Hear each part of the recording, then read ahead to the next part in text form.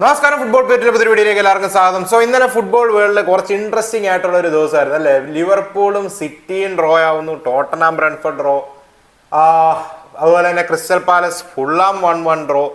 ഇന്നലെ ഒരു ഡ്രോയുടെ മേളം തന്നെ ആയിരുന്നല്ലോ. ഇന്നലത്തെ എല്ലാ മാച്ചുകളും ഡ്രോ. രസകരമായിട്ടുള്ള കാര്യം, മാച്ച് ഡേ 19 10-ൽ 3 മാച്ചുകൾ എവർട്ടണും ന്യൂകാസിലും ആർസണലും മാത്രമേ ജയിച്ചിട്ടുള്ളൂ. ബാക്കി 7 മാച്ചുകളും സമനിലയെ പിരിഞ്ഞു. സോ ഇൻട്രസ്റ്റിംഗ് ആയിട്ടുള്ള ഒരു ഗെയിം വീക്ക് ആയിരുന്നു ഗെയിം വീക്ക് 19. സോ അവിടുന്ന് നമ്മൾ നേരെ ഹോട്ടസ്റ്റ് ടോപ്പിക്കിലോട്ടൊന്ന് കിടക്കുകയാണ്. മറ്റൊന്നുമല്ല, എൻസോ മരസ്കേനെ ചെൽസി സാക്ക് ചെയ്തിരിക്കുകയാണ്. Official decision has been made. Sack അല്ല, മ്യൂച്വലി അഗ്രി ചെയ്ത് ടെർമിനേറ്റ് ചെയ്തു. സാക്ക് എന്ന് പറയുന്നത് ശരിയല്ല, മ്യൂച്വലി അവർ തമ്മിൽ അഗ്രിമെന്റിൽ എത്തി നീങ്ങി എന്നുള്ള രീതിയിലാണ് റിപ്പോർട്ടുകൾ വരുന്നത്. സോ സാക്ക് എന്ന് പറയുന്ന കറക്റ്റ് വേർഡ് അല്ല. പക്ഷേ നമ്മൾ നോക്കുവാണെങ്കിൽ ധാരാളം റിപ്പോർട്ടുകൾ വരുന്നുണ്ട് ഇതിനെ ബേസ് ചെയ്ത്. സോ ഇതിൽ ക്ലിയർലി ഗ്രൂപ്പിന്റെ കാര്യത്തിലോട്ട് വരുമ്പോൾ, നമ്മൾ ടോഡ് ബോളിംഗ് ടീമിന്റെ ഒക്കെ കാര്യത്തിലോട്ട് വരുമ്പോഴേക്കും അവർക്ക് പോസിറ്റീവായിട്ടുള്ള രീതിയിലല്ല പിന്നീട് വരുന്ന ന്യൂസുകൾ നമ്മൾ കാണുന്നത്. സോ ഇവർ തമ്മിൽ മ്യൂച്വലി അഗ്രി ചെയ്തു, പാർട്ട് വൈസിനുള്ള ഡിസിഷൻ എടുത്തു. ഡേവിഡ് ഓൺസ്റ്റീൻ്റെ റിപ്പോർട്ട് വരുന്നു. മാഞ്ചസ്റ്റർ സിറ്റി ആയിട്ട് ഇതിനിടയ്ക്ക് 2 തവണ ഓൾറെഡി ചെൽസി കോച്ചായി നിൽക്കുക 2 തവണ ടോക്സ് നടത്തി എൻസോ മരസ്കെ എന്നും അത് ബോർഡിനെ അറിയിച്ചായിരുന്നു എന്നുള്ള രീതി വന്നു. സോ ഇതിലെ കാര്യം എന്താണെന്ന് വെച്ചാൽ, ഇഫ് എനി അതർ ക്ലബ്ബുമായിട്ട് ടോക്സ് നടത്തുവാണെങ്കിൽ ചെൽസി കോച്ചായി നിൽക്കുക അത് മാനേജ്മെന്റിനെ അറിയിക്കണം എന്നുള്ള ഒരു ക്ലോസും എൻസോ മരസ്കയുടെ ഇതിലുണ്ട്.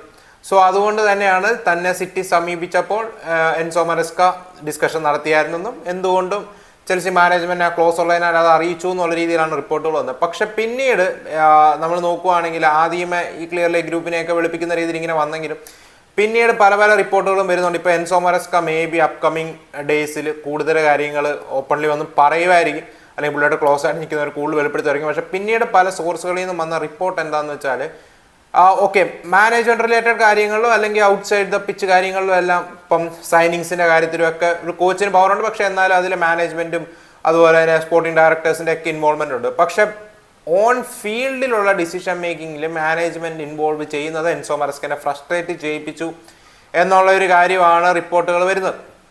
സോ നമ്മൾ നോക്കുകയാണെങ്കിൽ പല റിപ്പോർട്ടുകൾ ഇതിന് ശേഷം വരുന്നത് എന്നാന്ന് വെച്ചാൽ, എൻസോ മരസ്കയോട് ഇന്ന പ്ലെയേഴ്സിനെ മസ്റ്റായിട്ടും യൂട്ടിലൈസ് ചെയ്യണം, അവർക്ക് മിനിറ്റ്സ് കൊടുക്കണമെന്നും, മെയിൻലി ഇപ്പോൾ ഏതൊരു പ്ലെയറിന് മിനിറ്റ് കൊടുക്കാതിരിക്കുകയാണ് ഉടനെ അവരുടെ ഏജന്റ് ഇവരെ കോൺടാക്ട് ചെയ്യും, മാനേജ്മെന്റിനെ കോൺടാക്ട് ചെയ്യും, അവരുടെ പ്രഷർ വരും പ്ലെയറിനെ കളിപ്പിക്കാനായിട്ടും പറ്റുമെന്നൊക്കെ ഉള്ള രീതിയിൽ. സോ ഇവർക്കൊരു പ്രോഫിറ്റ്, ശരിയാണ്, ഫുട്ബോൾ പ്രോഫിറ്റ് ആണ്, അതാണ് ഇതാണ് എല്ലാം, പക്ഷേ സെയിൽസിലൂടെ പ്രോഫിറ്റ് ജനറേറ്റ് ചെയ്യുക എന്നുള്ള ഒരു എയിമും അവർക്കുണ്ടായിരുന്നു എന്ന് റിപ്പോർട്ടുകൾ വരുന്നത്. അതിനാൽ തന്നെ പല പ്ലേയേഴ്സിനും മിനിറ്റ്സ് കിട്ടാത്തപ്പോൾ മാനേജ്മെന്റ് ഇൻവോൾവ് ചെയ്യുകയും അവർക്ക് മിനിറ്റ്സ് കൊടുക്കാനെന്നും പിന്നീട് അവരെ മറച്ച് വിൽക്കാനായിട്ടും മറ്റുമൊക്കെ കൂടുതൽ പ്രോഫിറ്റ് കൊടുക്കാനായിട്ടും മറ്റുമൊക്കെ എന്നുള്ള രീതി റിപ്പോർട്ടുകൾ വന്നില്ല.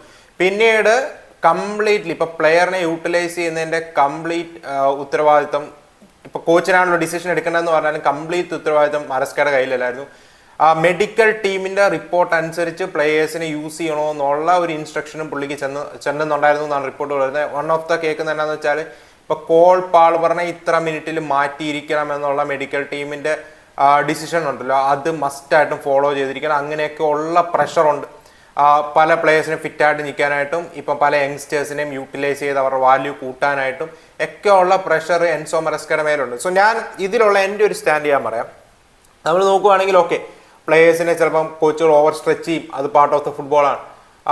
ഇന്ന പ്ലെയേഴ്സ് വന്നു, അവരെ യൂസ് ചെയ്യണോ വേണ്ടയോ എന്നുള്ള കോച്ചിന്റെ ഡിസിഷനാണ്. അല്ലെ, ഇത് സത്യമാണ്, ഈ കേൾക്കുന്ന റിപ്പോർട്ടുകൾ സത്യമാണെങ്കിൽ it's not a good image. ഇപ്പൊ ചാവിയായിട്ട് ലിങ്ക്സ് ഉണ്ട്, ക്ലോപ്പ് ഒന്നും ഒരിക്കലും വരാൻ പോകുന്നില്ല, അത് ഇതെന്നെല്ലാം കേൾക്കണം. എനിക്ക് തോന്നുന്നില്ല ചാവിയൊക്കെ ഈ ഒരു പ്രോജക്റ്റിലോട്ട് വന്ന് ഈ ഒരു പ്രഷറിൽ നിൽക്കുവാണെങ്കിൽ, ഓക്കെ, ചാവി ബാർസലോണ പ്രഷറിലായി ചെയ്തത്, പക്ഷെ ഇങ്ങനെ ഒരു ഇൻസ്ട്രക്ഷൻ ചാവി കൊടുത്തോണ്ടിരിക്കുകയാണ്, ഇന്ന പ്ലെയറിനെ യൂസ് ചെയ്യും. ഒരു കോച്ചിന് ആ ഒരു ഡിസിഷൻ പവർ ഇല്ലെങ്കിൽ, ഓക്കെ, ഈ ഒരു യങ്സ്റ്റർ റെഡി അല്ല, പുള്ളിനെ ഇപ്പൊ യൂട്ടിലൈസ് ചെയ്യുന്നത് ശരിയല്ല, മേ ബി ഒരു 5-6 മാച്ച് യൂസ് ചെയ്യാതിരിക്കും, അത് കോച്ചിന്റെ കോളാണ്.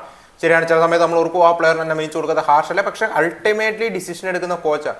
സോ അവിടെ മാനേജ്മെന്റ് വന്ന് ഇൻവോൾവ് ചെയ്തിട്ട് കളിപ്പിക്കുക, ഇന്ന മാച്ചിൽ ഇന്ന പ്ലെയറിനെ സ്റ്റാർട്ട് ചെയ്യുക, ഇത്ര മിനിറ്റ് കൊടുക്കുക, അവന് വാല്യൂ കൂട്ടേണ്ടതാണ്, മറിച്ച് വിൽക്കണം, അങ്ങനെയൊക്കെ ഒരു പ്രഷർ വരുവാണെങ്കിൽ ഐ ഡോണ്ട് നോ, ഒരു കോച്ചും റെഡി ആകത്തില്ല. ഇവർക്ക് വേണ്ടത് ഇവരുടെ instruction of the field. Okay, ഒരു പിച്ചിൽ ആ ഒരു മാച്ച് വന്നാൽ എല്ലാ ഡിസിഷനും എടുക്കേണ്ടത് ഒരു കോച്ചാണ്. ചിലപ്പോൾ ഒരു പ്ലെയർ ഫറ്റീഗാണ്, അല്ലെങ്കിൽ ആ പ്ലെയർ കുറച്ച് റിസ്കിലാണ്, പക്ഷെ എന്നാലും ടീമിന് ഒരു 10 മിനിറ്റോടെ കോൾ പാൾമർ ആ പിച്ച് നിൽക്കേണ്ടത് ടീമിന് അത്യാവശ്യമാണ്.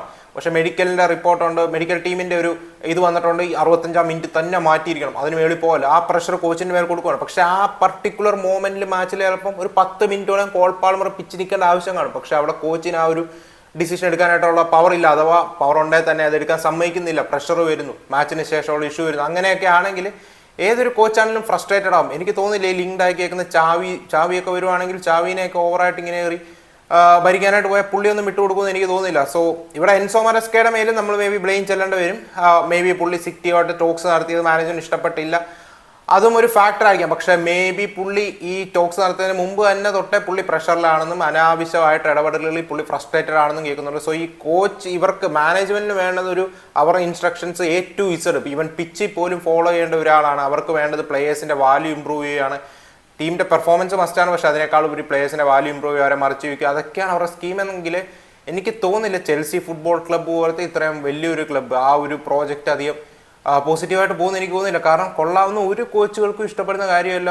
Even of the field issues, ഇപ്പം ട്രാൻസ്ഫർ കാര്യത്തിൽ പോലും കോച്ചുമാരെ ഫുള്ളി ഇൻവോൾവ് ആവുന്നുണ്ട് ഇപ്പോൾ. പക്ഷെ പിച്ച് കയറിയാൽ ഫുള്ളി ഇപ്പം നമ്മൾ എക്സാമ്പിൾ പറയാനായിട്ടാണെങ്കിൽ പാപ്പാ പെറസ് ഏറ്റവും ഞാൻ ഹ്യൂജ്ലി റെസ്പെക്ട് ചെയ്യുന്ന പ്രസിഡന്റാണ്. പുള്ളിയുടെ കാര്യത്തിലോട്ട് വരുമ്പോഴേക്കും പുള്ളി മാനേജ്മെന്റിന്റെ കാര്യത്തിലെല്ലാം ഇടപെടും, സൈനിങ്സുകൾ നടത്തും, പ്ലേയേഴ്സിനെ വിട്ടുകൊടുക്കും. ഇപ്പം പ്രോബബ്ലി ചില കോച്ചുകൾ ഡിമാൻഡ് ചെയ്യുന്ന സൈനിങ്ങുകൾ ചിലപ്പം പുള്ളി പറയും അതല്ല ഇതാണ് റൈറ്റ് എന്ന് പറഞ്ഞൊക്കെ കൊണ്ടുവരുന്ന ഇഷ്യൂസ് നമ്മൾ കണ്ടിട്ടുണ്ട്. പക്ഷെ പിച്ചിൽ പുള്ളി കയറി ഇടപെടുന്നതായിട്ട് ഇതുവരെ റിപ്പോർട്ടുകൾ കണ്ടിട്ടില്ല. ഇന്ന പ്ലെയറിനെ എന്തുകൊണ്ട് യൂസ് ചെയ്യുന്നില്ല, എന്തുകൊണ്ട് ഈ പ്ലെയറിന് ഇത്ര മിനിറ്റ്സ് കൊടുക്കുന്നില്ല, അത് ചെയ്യുന്നില്ല, ഇത് ചെയ്യുന്നില്ല, നമ്മൾ അങ്ങനെ കണ്ടിട്ടില്ല. സോ അങ്ങനത്തെ ഒരു പോസിറ്റീവ് പ്രോജക്റ്റ് വേണം ബിൽഡ് ചെയ്യാനായിട്ട്. ഇപ്പൊ ചെൽസി ഫുട്ബോൾ ക്ലബ് ടൈറ്റിൽസിന് വേണ്ടി എയിം ചെയ്യേണ്ട ഒരു ടീമാണ്. നമ്മുടെ എൻസോ മരസ്കയിലോട്ട് നോക്കുമ്പോൾ പുള്ളി ചാമ്പ്യൻസ് ലീഗിലോട്ട് അവരെ എത്തിച്ചു. ക്ലബ് വേൾഡ് കപ്പ് അത് നിസ്സാരമല്ലായിരുന്നു, അത് അടിക്കുക ഈസി ആയിട്ടുള്ള കാര്യമില്ലായിരുന്നു, അത് നേടിക്കൊടുത്തു. ഓക്കെ, കോൺഫറൻസ് ലീഗ് നേടിക്കൊടുത്തു, ഇപ്പം ചാമ്പ്യൻസ് ലീഗ് ടോപ്പ് 8 കിടക്കാം. ഇപ്പം പ്രീമിയർ ലീഗിലോട്ട് വരുമ്പോഴേക്കും ഈസിലി ടോപ്പ് 4 കയറാന്നുള്ളൊരു സിനാരിയോയിലാണ് നിൽക്കുന്നത്. ഓക്കെ, ഇപ്പം 5th സ്പോട്ടിലാണ്, ബട്ട് ടെക്നിക്കലി ഇറ്റ്സ് പോസിബിൾ. ഒരു റൺ വന്നാൽ മതി, ജനുവരിയിൽ 1-2 സൈനിങ്സ് വന്നാൽ മതി. നമ്മൾ ഓർക്കേണ്ട കാര്യമുണ്ട്. എൻ്റെ ഒരു ആർഗ്യുമെന്റിൽ ചെൽസിക്ക് സെൻട്രൽ ബാക്ക് ഡ്യൂസ് ബെസ്റ്റ് അല്ല. ചെൽസിയുടെ സെൻട്രൽ ബാക്ക് ഡ്യൂ ടൈറ്റിൽ അടിക്കാനായിട്ട് പ്രീമിയർ ലീഗ് നേടണമെങ്കിൽ കുറച്ചുകൂടെ കൺസിസ്റ്റന്റ് ആയിട്ടുള്ള ഒരു CB പെയറിംഗ് അവിടെ വേണം. കൂടാതെ മറ്റ് പല ഏരിയാസിന് മിഡ്ഫീൽഡിലുള്ള ഇഞ്ചറീസ് അതും എല്ലാം ഫാക്ടറാണ്. സോ ഇഞ്ചറീസ് ഒരു ഫാക്ടറാണ് ചെൽസിയിലോട്ട് വരുമ്പോൾ. എൻ്റെ ഈവൻ എൻസോ മരസ്ക പബ്ലിക്കലി ഈ സീസൺ സ്റ്റാർട്ടിൽ പറഞ്ഞാണ് പുള്ളിക്ക് ഒരു CBനെ വേണം എന്ന്. പക്ഷേ എന്താ പറയുക, മാനേജ്മെന്റും പുള്ളി നമ്മളുള്ള ഇഷ്യൂസ് ഓരോരോ മാച്ച് കഴിയുന്നതോറും റീസെന്റ് വീണ്ടും വഷളായി വരുമായിരുന്നു. സോ ചെൽസി ഇപ്പോഴും വേണ്ടതൊരു AS മാനേജറിനെ ആണെങ്കിൽ അവരാർക്ക് വേണ്ടി പോകുന്ന എനിക്കറിയത്തില്ല. റൊസനേറി മറ്റേ സ്ട്രാസ്ബർഗിന്റെ കോച്ചുമായിട്ടുള്ള ലിങ്ക്സ് ആണ് ഇപ്പൊ ഏറ്റവും പുള്ളിയാണ് ഫേവറേറ്റ് എന്ന് കേൾക്കുന്നു. ഇന്ററിമോ സംഭവമൊന്നും അല്ല, ഒരു പെർമനന്റ് മാനേജറിൽ അപ്പോയിന്റ്മെന്റ് ആയിരിക്കും എന്ന് കേൾക്കുന്നു. പുള്ളി മേ ബി ഒരു AS മാനായിട്ട് നിൽക്കുമായിരിക്കും, സക്സസ് ആവുമായിരിക്കും, എല്ലാം ആവുമായിരിക്കും. പക്ഷേ നമ്മൾ ഓർക്കേണ്ട ഒരു കാര്യമുണ്ട്, പിച്ചിൽ കയറിയാൽ ഒരു കോച്ചിന്റെ ഇൻസ്റ്റിന്റ് ആണ് ആ ഒരു ഡിസിഷൻ എടുക്കുക എന്നുള്ളത്, കോച്ചിന്റെ പവറാണ്. അവിടെ ഇൻവോൾവ്മെന്റ് വന്നാൽ ഒരു മാച്ച് തുടങ്ങിക്കഴിഞ്ഞാൽ എസ്പെഷ്യലി പിച്ചിനകത്ത്, ഔട്ട്സൈഡ് ദ പിച്ച് എനിത്തിങ് അത് മാനേജ്മെന്റ് ചെയ്യാൻ പറ്റും. പിച്ച് ഒരു മാച്ച് തുടങ്ങി മാച്ചിന് ഇടയ്ക്ക് കോച്ചിന് ഫോഴ്സ്ഡ് ആണെങ്കിൽ എനിക്ക് തോന്നുന്നില്ല കൊള്ളാവുന്ന ഒരു മാനേജറും ഈ ഒരു രീതിയിൽ വന്ന് നിൽക്കുമെന്ന്. സോ എനിക്കറിയത്തില്ല എന്താണ് ഇവരുടെ എയിമും കാര്യങ്ങളും എന്ന്, എന്താണ് നിങ്ങളുടെ ഒപ്പീനിയൻ എന്ന് പറയാം. അവിടെ നമ്മൾ ഇന്നലത്തെ മാച്ചസിലോട്ട് പോകാനായിട്ടാണെങ്കിൽ ഇന്നലെ 2 സമനില. ഇന്നലെ ആർസണലിന് ഒരു പെർഫെക്റ്റ് വീക്കായിരുന്നു. നിങ്ങളിപ്പം പോയിന്റ്സ് ടേബിൾ നോക്കുവാണെങ്കിൽ ആർസണലിന് ഇപ്പം 4 പോയിന്റ് ഗ്യാപ്പ് ഉണ്ട് സിറ്റിയുടെ മേലെ. സോ സൺഡർലൻഡ് അവരുടെ ഹോമിൽ അൺബീറ്റൺ ആണ് ഈ സീസൺ. ആൻഡ് മാർക്ക് കൊടുക്കണം. ഓക്കെ, റീസെന്റ് അടുപ്പിച്ച് 4 മാച്ച് ഡ്രോ അങ്ങനെ ഇങ്ങനെയൊക്കെ ഉണ്ട്. പക്ഷെ എന്നാലും സൺഡർലൻഡ് ആഫ്കോൺ കാരണം വളരെയധികം ഡിപ്പാച്ചേഴ്സ് ഉണ്ടായ ഒരു ക്ലബ്ബാണ്. കൂടാതെ കുറച്ച് സസ്പെൻഷൻ ഇഞ്ചുറി ഇഷ്യൂസും കാരണം മുക്കിയലെ പോലത്തെ പ്ലേയേഴ്സ് ഒക്കെയാണ് ഇന്നലെ CB കളിച്ചത്. മുക്കിയലെ ഇന്നലെ അടിപൊളിയായിട്ട് ഹാളണ്ടിനെ മാർക്ക് ചെയ്തത് പറയേണ്ട കാര്യമാണ്. സൂപ്പർബായിട്ട് തന്നെ നിന്നു, ഒന്നും പറയാനില്ല. ഫസ്റ്റ് ഹാഫ് എസ്പെഷ്യലി ശരിക്കും കൂട്ടി. നിങ്ങൾ ഫസ്റ്റ് ഹാഫ് സ്റ്റാർട്ട്സ് ഇപ്പം നോക്കുവാണെങ്കിൽ നിങ്ങൾക്ക് കാണാം XGയിൽ അവർ എക്സീഡ് ചെയ്തു. കുറച്ച് അധികം ചാൻസ് ക്രിയേറ്റ് ചെയ്തില്ല. They were going man to man, they were really compact, half space ഒക്കെ ശരിക്കും പ്രൊട്ടക്ട് ചെയ്തു. ബട്ട് സെക്കൻഡ് ഹാഫ് സ്റ്റാർട്ട്സ് നിങ്ങൾ നോക്കുക. സെക്കൻഡ് ഹാഫ് കഴിഞ്ഞപ്പോഴേക്കും വി വിൽ ഫീൽ ഓക്കെ. നമ്മൾ ആർസണൽ മാച്ചിലൊക്കെ ഇതിനു മുമ്പ് ഞാൻ പറയാറുള്ള പോലെ city will be feeling frustrated. കാരണം അവർക്ക് കിട്ടിയ ചാൻസുകൾ കൺവേർട്ട് ചെയ്യുന്ന ഫോറൻ ഒരുക്കി കൊടുത്ത ചാൻസ് ഹാളണ്ടിന്റെ ഗോൾ കീപ്പറിന്റെ ഒരു കിട്ടില്ല സേവ് ചെയ്യുന്ന 1-on-1. പിന്നെ ഗ്വാർഡിയോളിന് 2 നല്ല ചാൻസ് കിട്ടിയൊരു സിനാരി നമ്മൾ കണ്ടു. സോ സെക്കൻഡ് ഹാഫിൽ നമ്മൾ ഇപ്പം ഇന്നലെ നിക്കോ ഗോൺസാലസിനെ 45th മിനിറ്റ് മാറ്റേണ്ടി സെക്കൻഡ് ഹാഫിൽ ഇഞ്ചറി കാരണം. റോഡ്രി ഇറങ്ങി, Rodri look okay. ഗോർഡിയോൾ second half വന്നു നിക്കോ റേലിക്ക് പകരം. ആക്കെയാണ് ഇന്നലെ CB ആയിട്ടൊക്കെ സ്റ്റാർട്ട് ചെയ്തത് നിക്കോറയിലും അതോടൊപ്പം ഒക്കെ. കൂടാതെ ഡോക്കുവും പിച്ചിലോട്ട് വരുന്നുണ്ട്. സബീനോയ്ക്കും ചെറിയൊരു ഇഞ്ചറി പറ്റി സബീനോ മാറ്റി ഡോക്കുവും വരുന്നുണ്ട്. സോ ഡോക്കു ഗോഡിയോൾ റോഡറി പിച്ച് വന്നതിന് ശേഷം നമ്മൾ കുറച്ചുകൂടെ സിറ്റി ചാൻസുകൾ ക്രിയേറ്റ് ചെയ്യുന്നുണ്ട്. മേ ബി 4 ബിഗ് ചാൻസ് അവസാനം അവർ മിസ് ചെയ്തു സെക്കൻഡ് ഹാഫിൽ. അതിലേതെങ്കിലും ഒന്ന് കൺവേർട്ട് ചെയ്യായിരുന്നു. May be Sunderland first half ആണ് ശരിക്കും സണ്ടർലാൻഡ് ഒരു മാസ്റ്റർ ക്ലാസ് പെർഫോമൻസ് തന്നെയായിരുന്നു. സെക്കൻഡ് ഹാഫിൽ സണ്ടർലാൻഡ് ഡിഫൻസീവ്ലി സോളിഡ് ആയിരുന്നു. ഗോൾ കീപ്പറിന് നല്ല പെർഫോമൻസ് ആയിരുന്നു. കൂടെ കുറച്ച് ലക്കോട് അവരോടൊപ്പം ഉണ്ടായതുകൊണ്ട് ഒരു ഡ്രോ പിടിച്ച് ഡിസർവിങ് ഡ്രോ എന്ന് തന്നെ പറയാം. ഇവഞ്ച്വലി അറ്റ് ദ എൻഡ് ഇത്രയും ഇതൊക്കെ വെച്ച് സിറ്റിക്ക് against so stadium of lights കിട്ടില്ലാണ്. അവിടെ ഒന്നും പറയാനായിട്ടില്ല. സൂപ്പറായിട്ടുള്ള ഒരു പെർഫോമൻസ്. ഒരു സമനില. Maybe City might feel okay അതിലേതെങ്കിലും ഒന്ന് കൺവേർട്ട് ചെയ്യായിരുന്നു. എനിക്കൊന്ന് ഓവർ ഫ്രസ്ട്രേറ്റഡ് ആയിരിക്കില്ല. പെപ്പാണ്ടും പോസ്റ്റ് മാച്ച് വന്നു കഴിഞ്ഞാൽ നമുക്ക് മനസ്സിലാക്കാൻ സാധിക്കും പുള്ളി ഓവർ ഫ്രസ്ട്രേറ്റഡ് ഒന്നുമല്ല. 4 പോയിന്റ് ഗ്യാപ്പാണ്. ആർസണലിന് ഇതൊരു നല്ല അവസരമാണ്. പക്ഷെ സിറ്റിക്ക് no they can catch that. പെർഫോമൻസിൽ ഓവർലി വറിയഡ് ആവേണ്ട ആവശ്യമില്ല. കാരണം ഈ ഇവിടെ വന്ന് ജയിക്കുക എന്ന് പറഞ്ഞാൽ ഈസി ആയിട്ടുള്ളൊരു കാര്യമല്ല. സണ്ടർലാൻഡിന് ക്രെഡിറ്റ് കൊടുത്തേ പറ്റും. മാൻ ഓക്കെ അവരിപ്പോൾ 7th സ്പോട്ടിലോട്ട് പോയിട്ടുണ്ട്. പക്ഷെ എന്നാലും ഐ തിങ്ക് അവർ എന്തായാലും ടോപ്പ് 10 എങ്ങനെയും ഫിനിഷ് ചെയ്യുന്നൊരു ഫീലുണ്ട്. AFCON കഴിയുമ്പോഴേക്കും അവർ കുറച്ചുകൂടെ സ്ട്രോങ്ങർ ആവുന്നൊരു ഫീലാണ്. അതുപോലെ തന്നെയാണ് അവിടുന്ന് മറ്റൊരു മാച്ചിലോട്ട് പോകാനായിട്ടാണെങ്കിൽ ഇന്നലെ ലിവർപൂളും സമനിലയിൽ പിരിയുന്ന ഒരു സിനാരിയോ നമ്മൾ കണ്ടു. പക്ഷേ ഇത് ലീഡ്സിന് അഗേൻസ്റ്റ് ഹോമിലാണ്. സോ ലീഡ്സും നവംബർ ലാസ്റ്റ് വീക്ക് സിറ്റിയോട് തോറ്റതിന് ശേഷം ഡിസംബർ അൺബീറ്റൻ ആയിട്ടുള്ള ഒരു റണ്ണിലാണ് പൊക്കോണ്ടിരിക്കുന്നത്. സോ ലീഡ്സ് റെലഗേഷനിൽ നിന്ന് ഇപ്പോൾ സേഫ് സോണിലോട്ട് എത്തിയിട്ടുണ്ട്. 7 പോയിന്റ് ഗ്യാപ്പ് ഉണ്ട് റെലഗേഷൻ സോണിൽ നിന്ന്. സോ ഡെഫിനറ്റ്ലി അവർ മിക്കവാറും എങ്ങനെയും പ്രീമിയർ ലീഗ് തുടരും എന്നൊരു ഫീലാണ് ഇപ്പോഴുള്ളത്. സോ ലീഡ്സിന്റെ കാര്യത്തിലോട്ട് വരുമ്പോഴേക്കും ലീഡ്സിന്റെ റീസെന്റ് ഫോം വളരെ നല്ലതാണ്. സോ ഇതും മോശം റിസൾട്ട് ആണോ എന്ന് ചോദിച്ചാൽ പക്ഷേ ഇത് ആൻഫീൽഡിലായിരുന്നു എന്നുള്ളത് കൊണ്ട് ഇപ്പം ഇതിന് മുമ്പ് നടന്ന മാച്ച് നമ്മൾ 3-3 ലീഡ്സിന്റെ ഹോമിൽ കണ്ടാണ്. പക്ഷേ ആൻഫീൽഡിലായിരുന്നു എന്നുള്ളതുകൊണ്ട് may be Liverpool will be feeling A bit frustrated. പക്ഷേ എന്നാലും നമ്മൾ നോക്കുവാണെങ്കിൽ ലിവർപൂൾ ഇപ്പം XGയുടെ കാര്യത്തിൽ മറ്റുമൊക്കെ ലിവർപൂൾ മുന്നിട്ട് നിൽക്കുന്നുണ്ട്. എല്ലാം ഉണ്ടെന്ന് പറഞ്ഞാലും സം ഫ്ലോസ് ഉണ്ടായിരുന്നു. ഇന്നലെ വിറ്റ്സ് റീസെന്റ് നമ്മൾ നോക്കാനായിട്ടാണ് വളരെ നല്ല പെർഫോമൻസ്. പ്രോബബ്ലി ലിവർപൂളിന്റെ ഏറ്റവും ബെസ്റ്റ് ലാസ്റ്റ് ഒരു 3-4 മാച്ചുകളിൽ ഏറ്റവും ബെസ്റ്റ് പെർഫോമിംഗ് പ്ലെയർ വിറ്റ്സ് ആണ്. പക്ഷേ ഇന്നലെ വിച്ച് വാസ് റിയലി ഡിസപ്പോയിന്റിങ്. ആപ്പടെ 8 3 ഡ്യൂവൽസ് ആൾക്ക് വിൻ ചെയ്യാൻ സാധിച്ചുള്ളൂ. സോ കുറെ ഒരു ട്രിബിൾ പോലും കംപ്ലീറ്റ് ചെയ്തില്ല. കുറച്ച് മിസ് പാസുകളൊക്കെ ആളുടെ ഭാഗത്തു നിന്നുണ്ടായിരുന്നു. വിച്ചിന്റെ ടോപ്പ് പെർഫോമൻസ് അല്ല. പക്ഷേ ഇന്നലെ പോസിറ്റീവായിട്ട് എനിക്ക് തോന്നുന്നത് ഫ്രിംപോങ് ആണ്. എന്തുകൊണ്ട് ലിവർപൂളിന് ഒരു ടച്ച് ലൈൻ വിങ്ങറാണ്. Someone who can stretch the pitch വേണമെന്നുള്ള ഫ്രിംപോങ്ങിന്റെ പെർഫോമൻസ് ക്ലിയർലി വിസിബിൾ ആയിരുന്നു. ഇന്നലെ ബ്രാഡ്ലിയും ഫ്രിംപോങ് ഒരു അറ്റാക്കിംഗ് വൈഡ് പ്ലെയർ ആയിട്ടും ബ്രാഡ്ലിനെയാണ് റൈറ്റ് ബാക്ക് ആയിട്ടും സ്റ്റാർട്ട് ചെയ്തത്. കൂടെ ലെഫ്റ്റ് റോബർട്ട്സണാണ് സ്റ്റാർട്ട് ചെയ്തത്. ജോൺസും വന്നു. സോ ഇന്നലെ അവർ ഫസ്റ്റ് ഹാഫ് ശ്രമിച്ച ഒരു സംഭവമായിട്ട് തോന്നിയത് കേർട്ടിസ് ജോൺസ് പലപ്പോഴും ആ ലെഫ്റ്റ് ബാക്ക് റോൾ കവർ കൊടുക്കും. മെയിൻലി ഒരു വിട്ട് സ്ട്രെച്ച് ചെയ്ത് നിൽക്കുകയല്ല, ക്ലോസർ ടു ദ CB എന്നുള്ള രീതിയിൽ മിഡ്ഫീൽഡിനോട്ട് ക്ലോസർ ആയിട്ട് ഒരു ലെഫ്റ്റ് ബാക്ക് റോൾ കവർ കൊടുക്കുക. റോബർട്ട്സൺ പിച്ച് സ്ട്രെച്ച് ചെയ്ത് ഫോർവേഡ് റൺസ് നടത്തി നമ്മുടെ വിറ്റ്സ് ഇൻവേർട്ട് ചെയ്ത് എക്കിറ്റിക്കോട്ട് വളരെ ക്ലോസറായി നിൽക്കും. സബോസ്ലായും ഇൻവേർട്ട് ചെയ്ത് സബോസ്ലായി എക്കിറ്റിക്ക് വിറ്റ്സ് ഇവർക്ക് 3 പേർക്കിടയിൽ സെൻട്രൽ സോണിൽ ലെഫ്റ്റ് ഹാൻഡ് സൈഡ് ഹാഫ് സ്പേസും ക്ലോസർ ടു എക്കിറ്റിക്ക് ആയിട്ട് വിറ്റ്സും അപ്പുറത്ത് റൈറ്റ് ഹാൻഡ് സൈഡ് ഹാഫ് സ്പേസും ക്ലോസർ ആയിട്ട് സബോസ്ലായി നിന്നൊരു ട്രയാങ്കിൾ ഫോം ചെയ്യാൻ ശ്രമിക്കുന്നത് നമ്മൾ കണ്ടു. ഫ്രിംപോങ് പിച്ച് സ്ട്രെച്ച് ചെയ്യുന്ന സിനാരിയോ നമ്മൾ കണ്ടു. പലപ്പോഴും കേർട്ടിസ് ജോൺസ് റോബർട്ട്സൺ കയറി പോകുമ്പോൾ അവിടെ കവർ കൊടുക്കുകയും ചില സമയത്ത് റോബർട്ട്സന്റെ മൂവ്മെന്റ്സ് നൈസ് ആയിരുന്നു. ഡിഫൻസീവ്ലി ഇന്നലെ മോശമല്ലാത്തൊരു പെർഫോമൻസ് ആയിരുന്നു. നമ്മൾ നോക്കാനായിട്ടാണ് ലിവർപൂൾ പോസിറ്റീവായിട്ട് എന്തെങ്കിലും പറയാനാണുള്ള ഒരു കാര്യമാണ്. റോബർട്ട്സൺ പലപ്പോഴും ഇപ്പം ചില സമയത്ത് ഹാഫ് സ്പേസ് അറ്റാക്ക് ചെയ്യാനായിട്ടുള്ള ഓപ്പർച്യൂണിറ്റി കേർട്ടിസ് ജോൺസിന് കിട്ടുമ്പോഴേക്കും ആൾ റൺ നടത്തുമ്പോഴേക്കും റോബർട്ട്സൺ അവിടെ കവർ കൊടുക്കുന്നുണ്ടായിരുന്നു, ഡ്രോപ്പ് ചെയ്തു. സോ റോബർട്ട്സന്റെ മൂവ്മെന്റ്സ് അത്യാവശ്യം കൊള്ളായിരുന്നു ഫസ്റ്റ് ഹാഫ്. അത് എടുത്ത് പറയേണ്ട കാര്യമാണ്. ചില സിനാരിയോസിൽ ഇഷ്യൂസ് വന്നു, പക്ഷെ എന്നാലും അത് നൈസായിരുന്നു. ആ ലെഫ്റ്റ് ഹാൻഡ് സൈഡിൽ അവർ ശ്രമിച്ച ഐഡിയ കൊള്ളായിരുന്നു. Probably Robertson and Jones to an extend it the role. Wirtz കുറച്ച് ഡിസപ്പോയിന്റ് ചെയ്തു. അത് കുറച്ചൊന്ന് വിറ്റ്സിന്റെ നല്ല ദിവസമായിരുന്നെങ്കിൽ മേ ബി ഫസ്റ്റ് ഹാഫ് തന്നെ ലിവർപൂൾ ഒരെണ്ണം കയറ്റാൻ. പക്ഷെ പിന്നീട് ലീഡ്സ് പതുക്കെ ഡിഫൻസീവിൽ നല്ലൊരു പെർഫോമൻസ് കൊടുത്തു. അത് തന്നെയാണ് ഇവൻ ബെഞ്ചിൽ നിന്നുള്ള ഓപ്ഷൻസ് ആണ് വളരെ കുറവാണ്. പക്ഷെ വരുന്നതാണ് ഗ്യാപ്പോ ഒക്കെ ഇന്നലെ ഇറങ്ങി. ഇന്ന് ബെഞ്ചിൽ നിന്നുള്ള ഓപ്ഷൻസ് കുറവൊന്നുമല്ല. ഗ്യാപ്പോയും KSA ഒക്കെ പോലത്തെ പ്ലേയേഴ്സ് ഇന്നലെ ബെഞ്ചിൽ നിന്ന് വന്നു.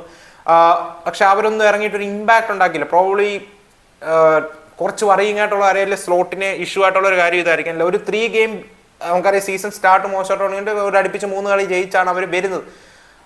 കഴിഞ്ഞ കുറച്ച് മാച്ചുകളായിട്ട് റിസൾട്ട് പോസിറ്റീവാണ്, പക്ഷെ പെർഫോമൻസ് ബെറ്റർ ആവുന്നുണ്ടെങ്കിലും ഗ്രേറ്റ് അല്ല. ഡിഫെൻസീവ്ലി എൻ്റെ ഒരു ഒപ്പീനിയനിൽ ലിവർപൂൾ സ്റ്റേബിൾ ആവുന്ന പോലത്തെ ഒരു ഫീൽ ഉണ്ട്.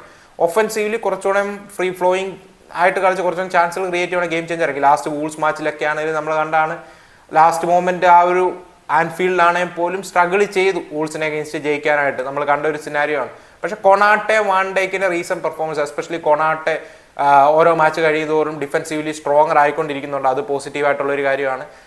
Probably defensively they are looking okay, അതാണ് പോസിറ്റീവ്. ഒഫെൻസീവ്ലി മേ ബി കുറച്ചുകൂടെയും ഫ്രീ ഫ്ലോയിങ് ആവാൻ തുടങ്ങിയ കുറച്ചുകൂടെ എനിക്ക് ഇപ്പോഴും തോന്നുന്ന ഒരു കാര്യം, Slot is experimenting things up front. Defensively and midfield to an extent പുള്ളി ഓൾമോസ്റ്റ് ഒരു സ്റ്റേബിൾ ആയിട്ട്, അഥവാ പുള്ളിയുടെ എല്ലാ മാച്ചിലും നമുക്കൊരു പാറ്റേൺ കാണാം. ബട്ട് ഗോയിങ് ഫോർവേഡ് എസ്പെഷ്യലി ആ ഫ്രണ്ട് ത്രീ വിത്ത് വിച്ച് നമ്മൾ നോക്കുവാണെങ്കിൽ പുള്ളി കുറച്ച് ഓരോ മാച്ചിൽ ഓരോരോ സംഭവം ട്രൈ ചെയ്യാനായിട്ട് ശ്രമിക്കുന്നുണ്ട്, ആ ഒരു പാറ്റേൺ ഫൈൻഡ് ചെയ്യാനായിട്ട് നോക്കുന്നുണ്ട്. അല്ലെ സോ പുള്ളി അത് ഫൈൻഡ് ചെയ്യുന്നുള്ളൊരു കാര്യം ഐ തിങ്ക് സ്ലോട്ടിനെ വെച്ച് തന്നെ കണ്ടിന്യൂ. ലിവർപൂൾ എന്തായാലും ടോപ്പ് 4 ഫിനിഷ് ചെയ്യുന്നൊരു ഫീൽ ഇപ്പോൾ ഉണ്ട്. അവരെങ്ങനെയും ജനുവരിയിൽ 1-2 അഡീഷൻസ് കൊണ്ടുവരുവാണ്. ഓർഡോണീസ് പോലത്തെ പ്ലേയേഴ്സ് വരുന്നത്, അതിനെക്കുറിച്ച് നമുക്ക് പിന്നീട് ഡിസ്കസ് ചെയ്യാം. ക്ലബ് ബ്രൂവിൻ്റെ central back, Colombian international, so അങ്ങനത്തെ പ്ലേയേഴ്സ് ഒക്കെ വരുന്നുണ്ട്. സോ ലെറ്റ്സ് സീ അതെങ്ങനെ പോകുമെന്ന ആ ഒരു കാര്യം. മേ ബി 1-2 മറ്റ് അഡീഷൻസോടെ വരുമായിരിക്കും. Let's see. പിന്നെ സലയൊക്കെ പോലത്തെ പ്ലേയേഴ്സ്, സല ഇനി ആഫ്കോണിന് ശേഷം ഏത് വേർഷൻ ഓഫ് സല വരാൻ പോകുന്നത് നമുക്കറിയത്തില്ല. നമുക്ക് നോക്കാം എന്താവുന്നു. ഇസാക്ക് ഇഞ്ചുറി ഔട്ടാണ്, ഇപ്പോൾ വരുമെന്ന് അറിയത്തില്ല. ഇസാക്ക് വരുവാണെങ്കിൽ അതും ഹെൽപ്ഫുൾ ആവുന്ന ഒരു കാര്യമായിരിക്കും. So let's see. ഓവർ അറിയേണ്ട ആവശ്യമില്ല സിറ്റിക്കും ലിവർപൂളിനും ഈ ഡ്രോയിൽ എന്നാണ് എൻ്റെ ഒരു opinion. City definitely Sunderland away ആണ്, അണ്ടർസ്റ്റാൻഡബിൾ. സെക്കൻഡ് ഹാഫ് സിറ്റി ഏതൊരു ഒരു ചാൻസ് പറ്റുന്ന കളി പറയണേ. ബട്ട് ലിവർപൂൾ വറി ചെയ്യേണ്ട ആവശ്യമില്ല. പക്ഷേ എന്നാലും നമുക്കറിയാം ഹോമിലായിട്ട് ലീഡ്സിനെ അഗേൻസ്റ്റ്, ലീഡ്സ് അത്യാവശ്യം നല്ലൊരു റണ്ണിലാണ് റീസെൻ്റ്ലി എന്ന് പറയുന്നത്. But it was on Anfield. So maybe ആൻഫീൽഡിലെ ആ ഒരു ഓറ തിരിച്ചു പിടിക്കേണ്ട ആവശ്യം ലിവർപൂളിനുണ്ട്. ഈ സീസൺ ടോപ്പ് 4ഉം മേ ബി ചാമ്പ്യൻസ് ലീഗിൽ റണ്ണ് നടത്തണമെങ്കിൽ ആ ആൻഫീൽഡിലെ ആ ഓറ ലിവർപൂൾ തിരിച്ചു പിടിക്കണം. കാരണം റീസെൻ്റ്ലി ആൻഫീൽഡിൻ്റെ ആ ഒരു സ്ട്രെങ്ത് ഉണ്ടല്ലോ, അത് ലിവർപൂളിന് നഷ്ടമായിട്ടുണ്ട്. ആൻഫീൽഡിൽ ലിവർപൂളിൻ്റെ ആ ഒരു പ്രൈം പെർഫോമൻസ് നമ്മൾ കാണുന്നില്ല.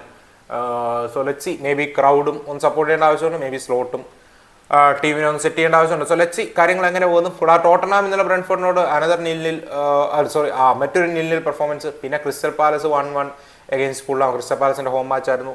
സോ ഇന്നലത്തെ 4 മാച്ചുകളും സമനിലയായിരുന്നു. സോ നിങ്ങൾക്ക് എന്താണ് ഓവറോൾ പറയാനായിട്ടുള്ള ഒപ്പീനിയൻ എന്ന് പറയാം. അപ്പോൾ നമുക്ക് മറ്റൊരു വീഡിയോ കാണാം. അതുവരേക്കും.